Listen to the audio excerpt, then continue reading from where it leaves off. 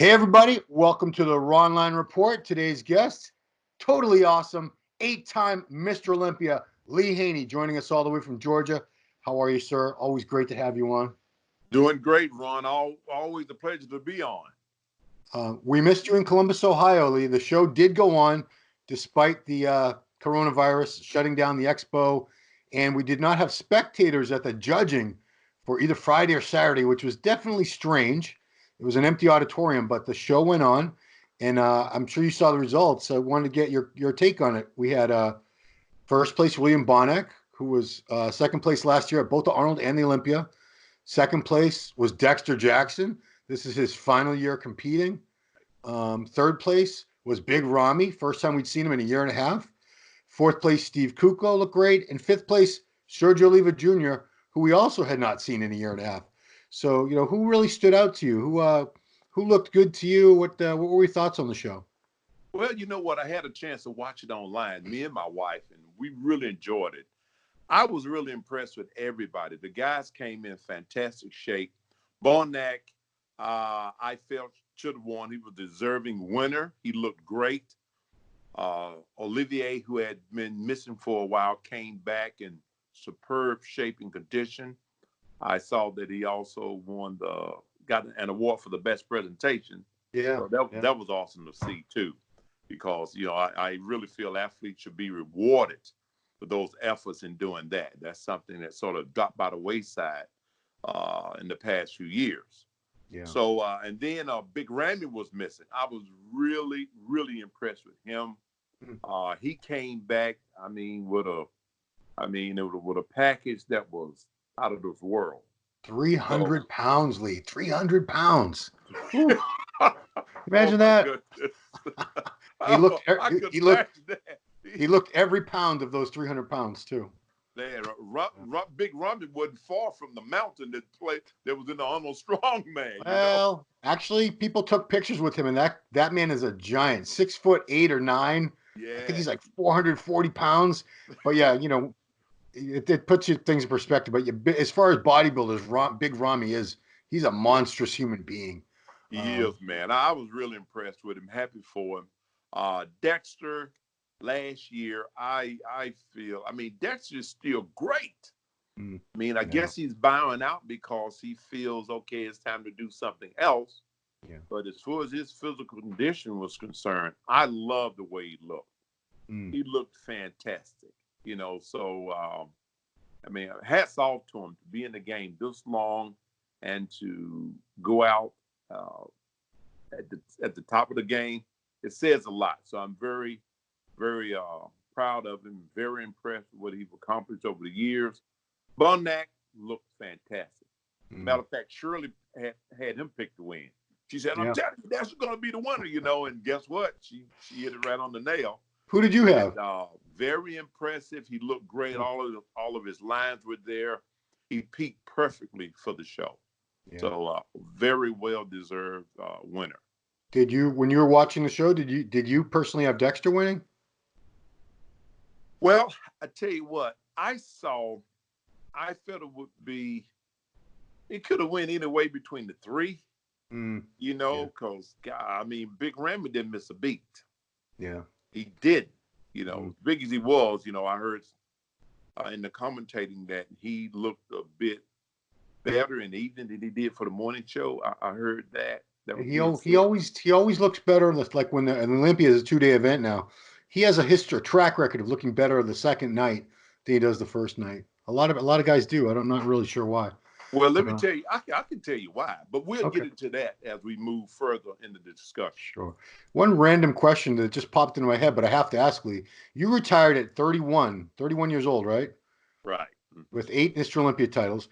I know you had no desire to go on for another 19 years to age 50, but the way you trained and the way you took care of your body and stayed injury-free and everything, if you had wanted to, do you think you could have kept competing till you were 50 years old? No, not to 50.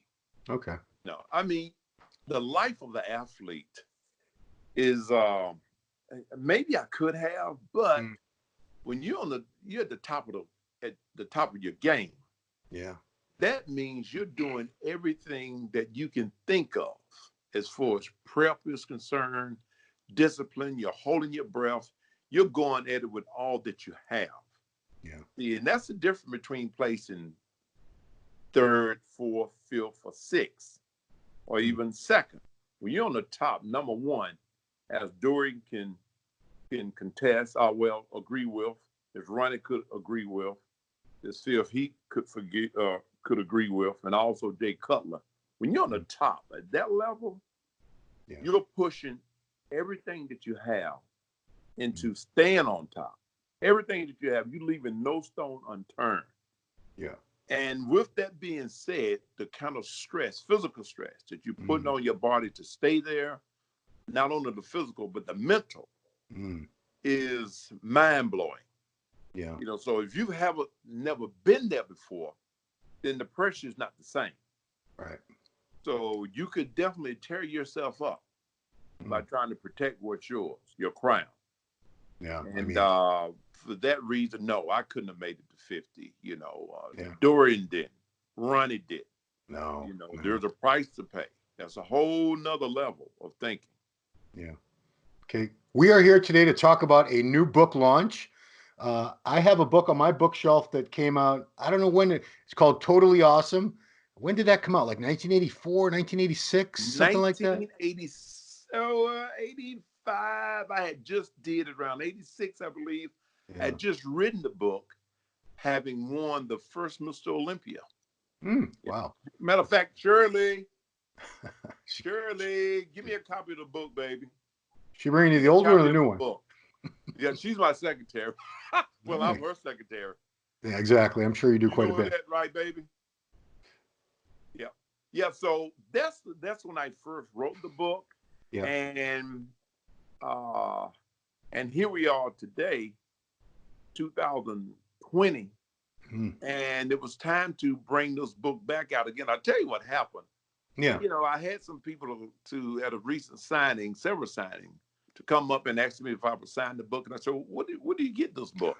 Oh, I paid $70 on eBay. I said, $70? That's ridiculous. You know, it was a souvenir, but not so ridiculous. But but the fact of the matter is, the knowledge in this book, the information that helped me win the Mr. Olympia title time and time again, it didn't change. So what I wanted to see happen, that the next generation, this generation of bodybuilders can use that book as a source of information to help them achieve their health and fitness goals as far as competition was concerned. Yeah. And so that's why I wrote this book again, and I freshened it up just a bit. It has parts of my bio here, which includes the journey of me and Shirley together. It also has the training systems, how to put the training systems together, be it 3 on off, 1 straight 6, all the different systems that were used to help me on my way to becoming Mr. Olympia and stay there as Mr. Olympia. It also talks about how to put the body parts together, how to pair the body parts, which is very important. I mean, I still hear of trainers or trainers, I say, bodybuilders getting ready for shows with shoulder injuries, pec injuries, bicep tears, all kinds of craziness. Knees, hips, lower back, you name it. All kinds of crazy stuff that never happened during my era as far as the way we prepped. And so, Totally Awesome. Here's a copy of it here. Okay. That's it, man. Totally Awesome. Complete guide to bodybuilding success. Yes. That's it. Bodybuilding success, not bodybuilding failures. Look at that vacuum, Lee. That's it, man. Woo, yeah. 250 plus pounds with a vacuum. Wow. Exactly. The way it should be and the way it was meant to be. And see, in this book, I talk about all of these different systems. I talk about training principles, priority principles that you use. And me and you talked about that a few years ago, the priority principle and how to focus on a particular body part in order to get it to grow. Yeah. Then we talked about the pre-exhaust systems too. All of these things are included in the book. We talk about the nutrition, how to formulate your nutritional program, whether the goal is to gain mass or to lose body fat. So it's all here. And I didn't just pull this out of the blue sky and when putting this together. No, this is a piece of Arnold. This is a piece of Robbie. It's a piece of Frank Zane. It's a piece of every legend that I learned as I grew in the sport of bodybuilding from the time I was, 15 years old to present day. Yeah. And so these are the tools that helped me win the Mr. Olympia title 8 years in a row. And I want to make sure that I pass these tools along so the athletes can really benefit without killing themselves or tearing themselves up. Because at the end of the day, you want to win, yes, and every athlete does, but you also want your health. I'm 60, I don't have knee, hip, back, shoulder problems, elbow problems. None of that do I have because of using these training principles. You can win and at the same time be healthy. You have all your original parts, no joint replacements or anything, right? Yes. No artificial flavors or colors. I'm all here. Lee, this is something I want to get into with you because I know a lot of the guys in the current generation, they have this misconception that the men of your era, and particularly if you go back toward the Arnold and Robbie and Franco era, they think you guys were really primitive in your approach to training nutrition, that the way things are done now are so much superior because we have a lot more knowledge and we have more technology and the supplementation has changed.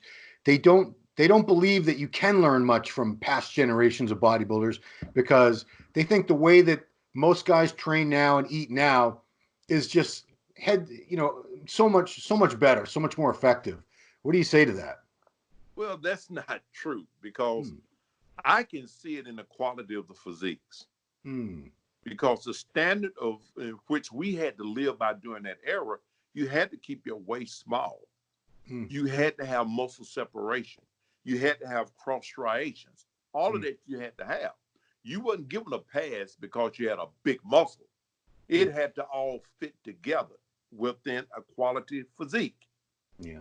I looked at Frank Zane, I looked at Arnold, I looked at all of the people, that was before me, and some even during my era that had these particular characteristics.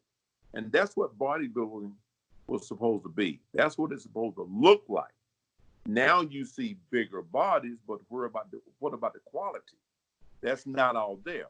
So when and everybody think that their era was the best. Well, right. I feel my era was the best because I grew from an era that was the best. So so it's a little different now. Things are being judged differently. I look when a guy throw out a tricep, do a side tricep, I want to see finger running all up the side of his tricep.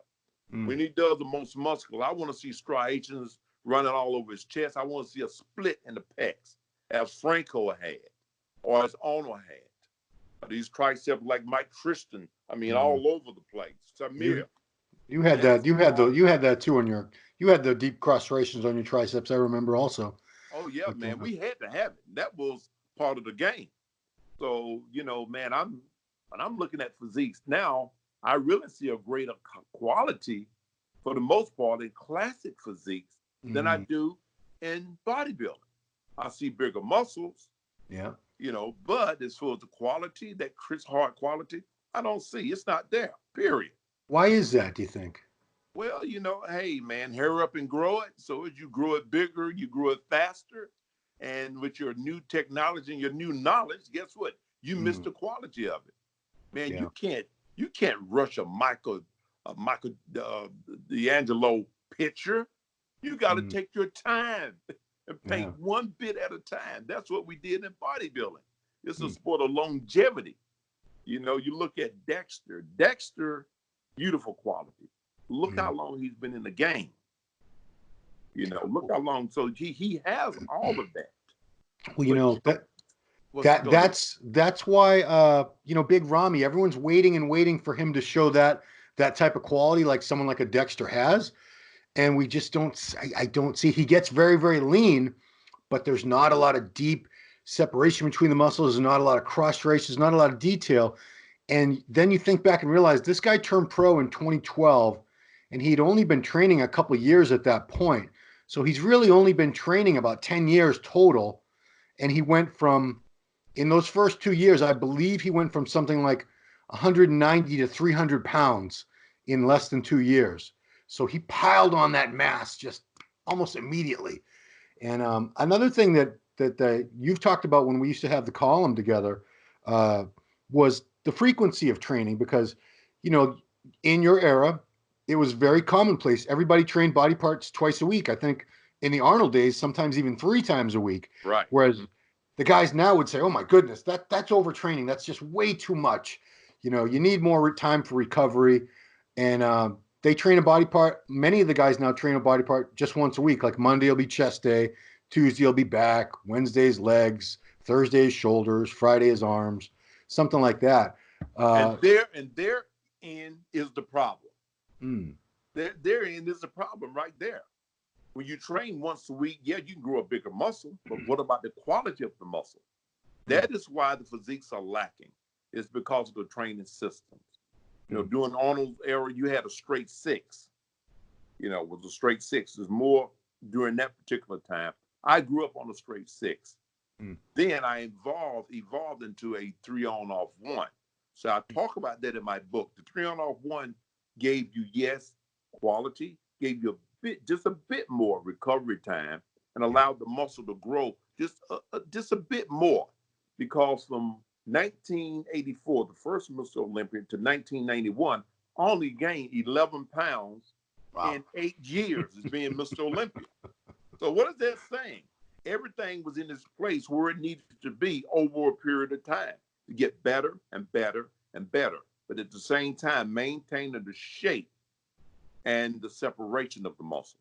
See, so that's what you're seeing. You see the wrong training systems now. Kind of system I see guys on now is more in line with powerlifting than it is bodybuilding. So that's why you see the physiques lacking. That's the problem. And is it any coincidence that we have so many more injuries now than we did back in the day? Oh, of course. Because if the body part is only being trained once a week, then of course you can train heavier. But guys are piling, you know, 10, 12, 14 pound, 45 pound plates on the leg press machine. Yeah. Man, during my era, if you got 6 plates on the machine, you know, that's on each side. For me, I only went up to maybe 5 on each side, maybe 4. I could only do that because I was training more frequently. Yeah. More frequently. See, so you couldn't use that amount of weight because it was overstretching the muscle. You didn't have enough time to recover because the 3-on-off-1, you're training a body part every 4th day. Yeah. You see, so that's totally different than training it once every 7th day. Another thing that you've talked about many times is that the bodybuilders now, a lot of them, they do have more of a powerlifting mentality where they're focusing on very, very heavy weights. Like you'll see people doing barbell rows with 405 all the time on Instagram. You'll see people doing one-arm rows with 150 to 200 pound dumbbells all the time. And, you know, I always think back to Lee Haney had the best back. You had the best back of your era in bodybuilding for many years. And I think you told me you never used more than an 80-pound dumbbell for one-arm dumbbell rows, but you went all the way up and contracted. And I think you told me barbell rows, you almost never went over 225. Exactly. Never over 225 with a barbell row. Yeah. It was always about the quality and not so much the quantity. You know, and as a result, guess what? I'm injury-free. I was able to win the Mr. Olympia title 8 years in a row to keep the shape, to develop the definition and separation, and not get injured. Whenever you use 18 tons of weight, because bodybuilding is not powerlifting. If you try to mix the two together, you're in for problems down the road. And that's been proven time and time again with all of these injuries. You never heard of Arnold getting injured, Franco getting injured, Robbie Robinson getting injured, Frank Zane getting injured. You know, you never heard of that. And so the guys now, what they think is the way in which bodybuilding should go is going amiss. Yeah. That's why I'm real happy to see classic physique, which is really, in fact, classic bodybuilding, making its way back. I would love for bodybuilding to the organization to take the rings off of classic physique and let the guys grow. Because if you have a tapering waist, a vacuum, and you have muscle separation Why shouldn't you be able to add another 2 pounds, 3 pounds? I think the judges have to go by way of how it looks, Right. then by how much it weighs. Because I was 254 with a 31-inch waist. Yeah. Still classic, but at the same time, still with good size, quality size, not just a block or big bobblehead. Yeah. I mean, I've had this discussion with almost every classic pro about abolishing the weight limits because, just set a criteria, set ideals, and whoever looks the way that they're supposed to look, they'll do well, regardless of what they weigh. And the people that don't, they won't do well. I agree. I wish they would just take it away. And if the guys do get big and if they blow out their waists, well, then they're done. They're not going to do well in classic. They're going to have to Yeah, they move just on. go on to the next division. They won't be Yeah. classic physique or classic bodybuilding. Yeah. And that's how I feel. But I understand why they put the brakes on it, because they don't want it to go in the other direction. Yeah. Because all of a sudden you start looking the same. Right. But that's where your judging has to come in at. That's where they really have to do a great job as for establishing a criteria as to what it should look like and what it shouldn't look like. Yeah. Yeah. Now, Lee, your original book that came out over 30 years ago, you did do some revisions. What were some of the areas that you looked at that you wanted to update when you came out with this new edition? Well, one of the things that I wanted to pull in there was specifically with hamstring training. Okay. We wasn't brought up doing stiff leg deadlifts as youngsters. Yeah. Now the guys, everybody have these monstrous hamstrings, but Mm. that's because stiff leg deadlifts is a part of the culture now, and you got to have a great set of hamstrings in order to compete. Absolutely. So I added a dimension to the book concerning that, and I used this young man, this awesome young man, classic physique champion, which I'm sure he's going to go to the 212 Mr. Olympia class, Keon Pearson. I Oh yeah, think he's this he's kid already is made the switch. We haven't seen him yet, but man, that kid is put together. he is incredible. And when I saw his placing in classic physique, at first I'm like, oh, wait a minute, somebody look better than this kid, but he was out of the class. He was something else besides classic physique. He's classic bodybuilding. Yeah. I mean, he can stand on the stage with any giant. He's the next Danny Padilla with a better taper, I think. He's a giant killer, just like Danny Padilla was. Yeah. He could beat anybody, just like McCoway was. You But know who he reminds me of? Do you remember Thierry Pastel from France? oh yes, Yeah. incredible. But Keon's better. No, nothing Yep. against Thierry. But Keon's got a better overall shape and structure. I think that kid's going all the way as a 212. Great wheels, man. Great wheels. Great arms, great wheels. Just the shape is just God given. Beautiful, beautiful lines. Yeah. He's an Excalibur. If you put him on the Olympia stage, period, forget about those height and size game. Put him up there, period. I guarantee you, if the eyes of the judges are what they need to be, this kid is in the top 3. No doubt about it. Cool. Let's talk about your organization, your training certification, the ISSA, International Sports and Science Association. So you've had this going on for a while. You've got people certified. You told me last week you're now offering something that's not quite the formal certification, but it does allow people to get the educational benefits out of it. Yes, Ron. We've created now what would be called the IFSS Association to become an associate member. Oh, did I call it the wrong? Did I call it the wrong thing? Yeah, well, we're working on this now, but I'm excited about it because it allows people from anywhere in the world to be able to come on to the IFS site and register as a associate member and get information on training, nutrition, have access to master trainers all over the United States that can assist them in their health and fitness goals. They'll get to see video download, the different training form, technique. We also talk about functional training. So you got bodybuilding and functional training. And so either one that you have a level of interest in, you can go onto the site, go to the IAFS certification site.com and register and become that. Now I'm excited about that because we have people that are certified on those. Those are our trainers. Yeah. But if someone is just a fitness enthusiast, just love training, that sort of thing, they can also become a part of it. So you Mm. still get a chance to get information, exact information on people that's been there, done that to help you in your fitness goals. So we're excited about that. They'll also get different perks on discounts when it comes to my book, Totally Awesome, or come to my book, Fitted in Age, also supplements, all of these different things, different perks they can get.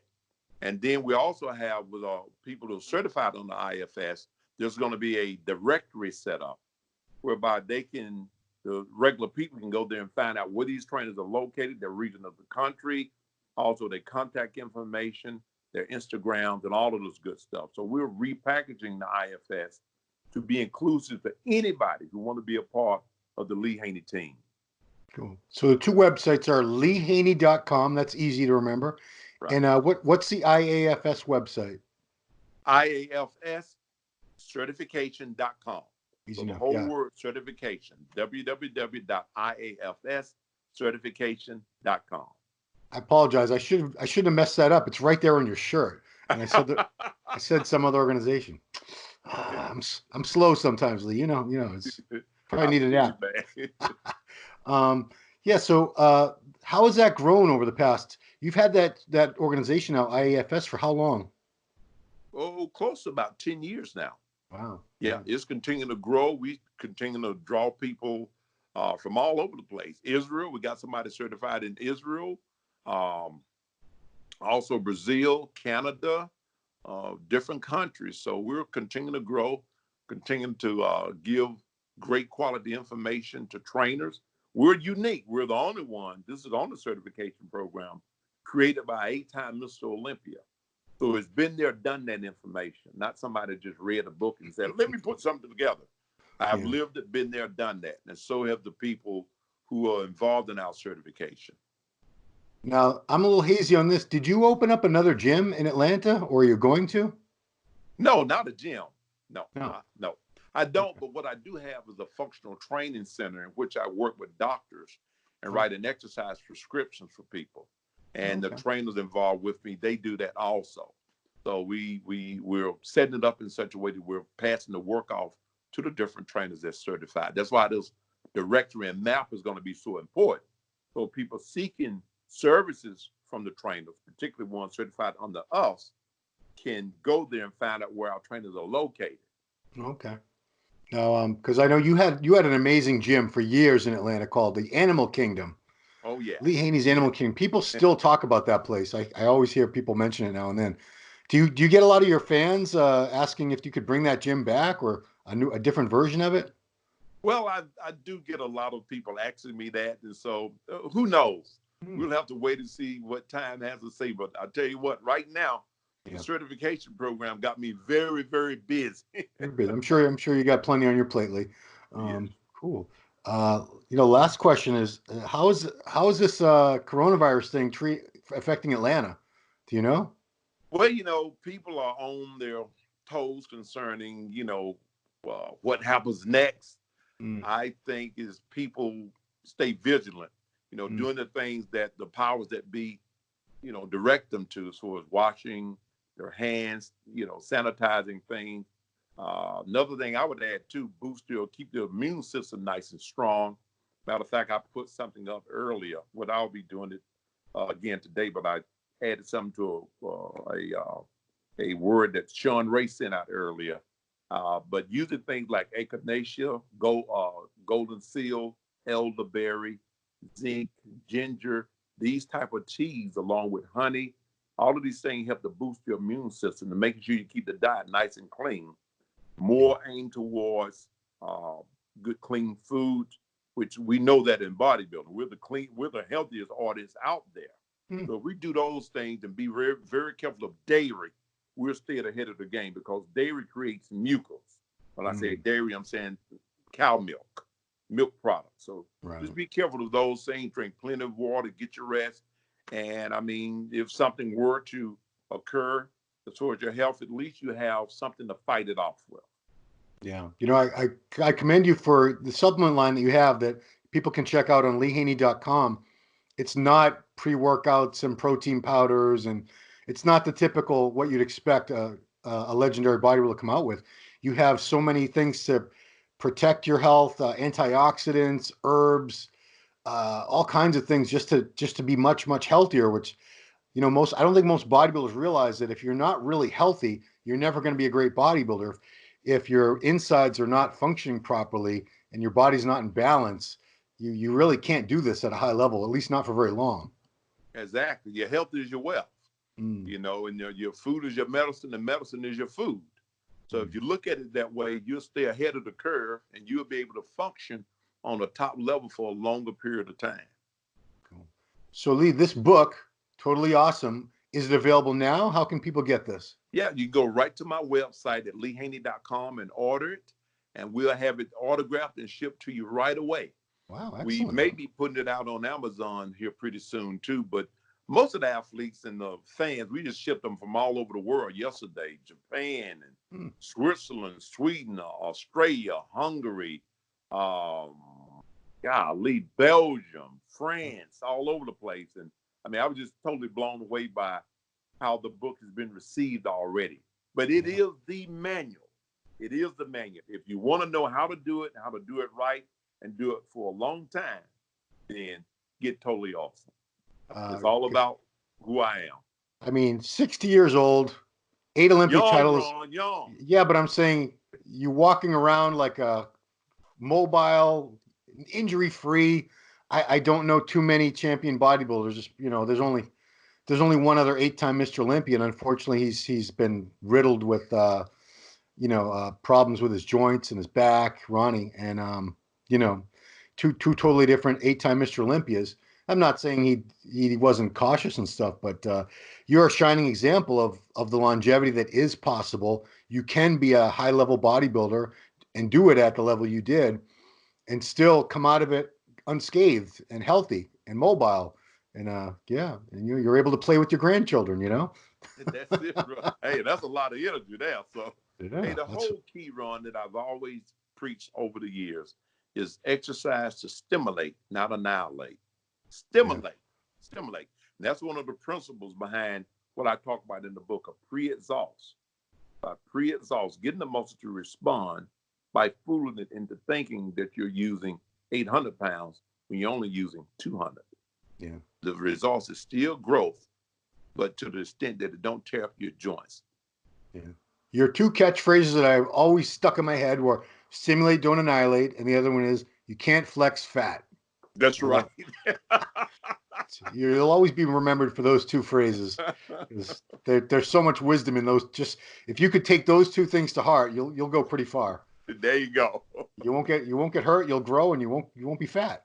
That's right. Cool. Lee, congratulations on the book. It's much needed. We need, good old fashioned reasonable advice that still works. And for anyone that thinks what worked 30 years ago doesn't work today, a wheel from 100 years ago is still a wheel today. It still does the same thing.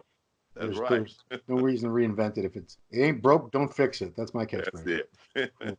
Well, everybody go to leehaney.com. Check out this brand new edition of the book. Totally awesome. Go to IAFS and there is a section there where you can get all the benefits and all the educational things without actually becoming a certified trainer in the organization, which I think is pretty cool option that you're giving people for that. Lee, thank you so much for taking the time. It's always a pleasure talking to you. Always. Thanks, Ron. My pleasure, man. Appreciate you, love you, and say hello to my friend Steve there at MD. Absolutely. For Ronline Report, this has been Ron with 8-time Mr. Olympia, Lee Haney. Thanks for watching.